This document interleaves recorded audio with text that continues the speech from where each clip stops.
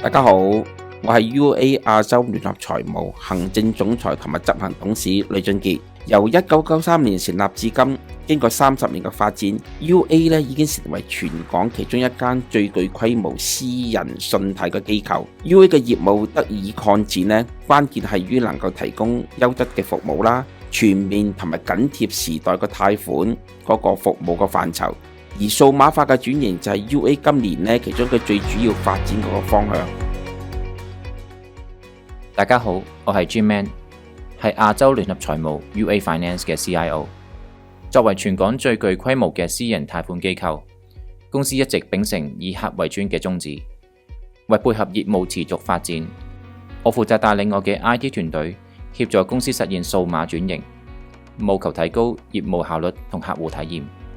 我哋喺企業唔同嘅運作環節方面貸款申請啊、個案審批啊、保安嘅流程以及客戶體驗等嘅環節方面注入咗數碼化嗰個元素，包括採用咗雲端技術、大數據同埋人工智能等等，提升咗我嘅營運嗰個效率啦。